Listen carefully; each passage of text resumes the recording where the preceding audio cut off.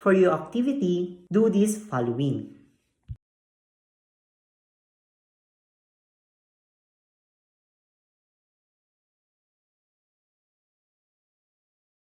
Here is the answer key for your activity. Directions. Find the mean of the following set of numbers. Number 1, 44, 45, 46, 48, 50, 55, 60, 65. Then, the solution is 44 plus 45 plus 46 plus 48 plus 50 plus 55 plus 60 plus 65 equals 413. And the number of values equals 8. Now, let's solve for the mean. Mean equals 413 over 8. Mean equals 51.63. Number 2, 10, 200, 300, 400, 500, 600, 700, 800. And here is the solution. 100 plus 200 plus 300 plus 400 plus 500 plus 600 plus 700 plus 800 equals 3,600. And the number of values equals 8, or the total count. Now, solve for the mean. Mean equals 3,600 over 8. Mean equals 450. Directions. Find the weighted mean. There are 500 chairs sold at 50 pesos each, 300 notebooks at 75 pesos each, 300 notebooks at 80 pesos each, and 250 notebooks at 100 pesos each. Compute the weighted mean. For first column, we need to list down the notebook's price, or the X. 50 pesos, 75 pesos, 80 pesos, 100 pesos. And for the second column, we need to list down the frequency, which is 500, 300, 300, 250, and we need it to total the frequency, and equals 1,350. How to get FX? We need to multiply the notebook price to frequency. 50 times 500 equals 25,000. 75 times 300 equals 22,500. 80 pesos times 300 equals 24,000. And 100 pesos times 250 equals 25,000. The summation of fx equals 96,500. Now let's break down the solution. Weighted mean equals summation of fx over m. Weighted mean equals, let's substitute the 96,500 to summation of fx over m, which is 1,350. Weighted mean equals 71.48. Directions.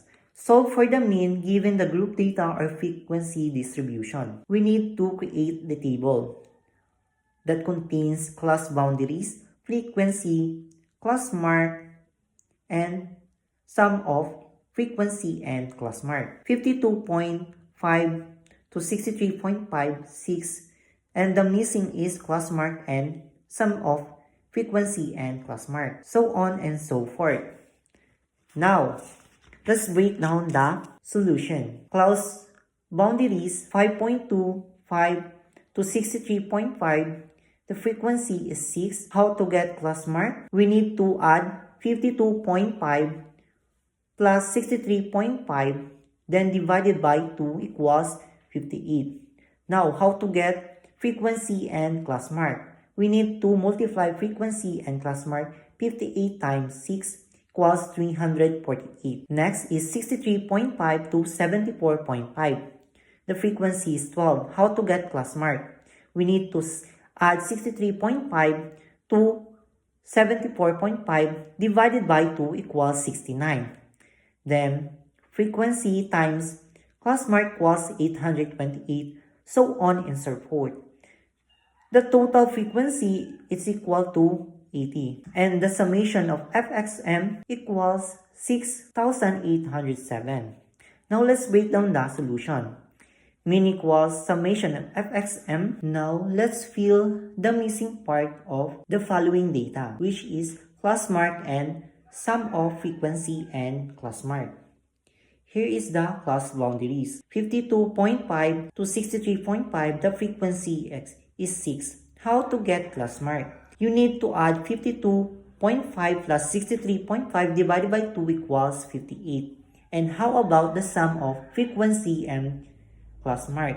You need to multiply frequency, which is 6, to class mark, which is 58, equals 348. Now next, 63.5 plus 74.5, then divided by 2 equals 69 class mark.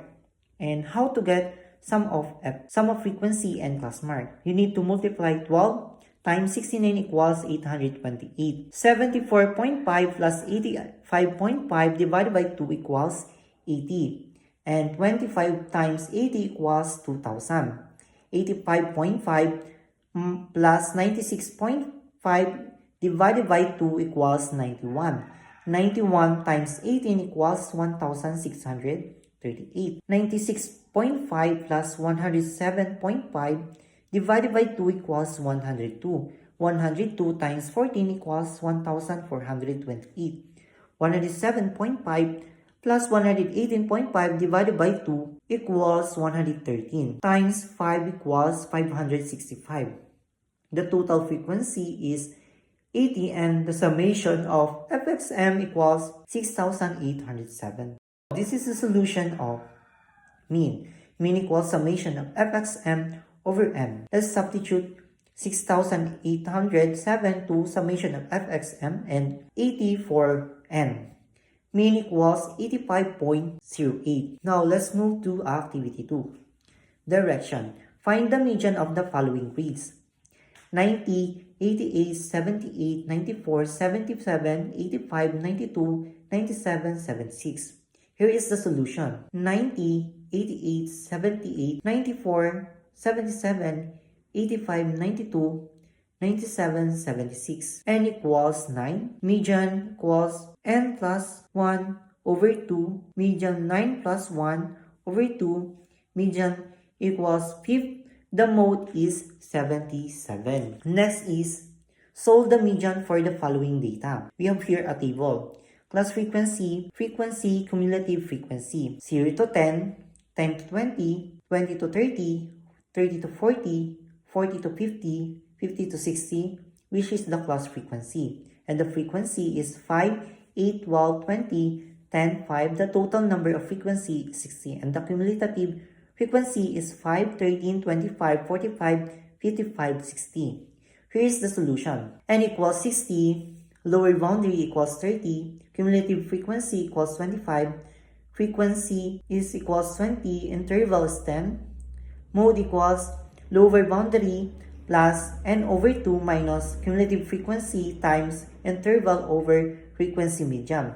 We need to substitute 30 to lower boundaries, 60 for n over 2 minus 25, then the class interval is 10 over 20 equals 30 plus 30 minus 25 times 10 over 20. The total of 30 plus 30 minus 25 times 10 over 20 equals 2.5. The median is 32.5. And for the activity 3, directions, find the mode of the following given. 1, 2, 2, 5, 5, 5, 8, 9, 9, 10. 2, 100, 200, 300, 400, 400, 500, 600. And last, 10, 10, 20, 30, 40, 50, 60, 70, 80, 90. For answer number 1, the mode is 5 because it appears 3 times. For number 2, mode is 400 because it appears 2 times. For number 3, the mode is 10 because it appears 2 times.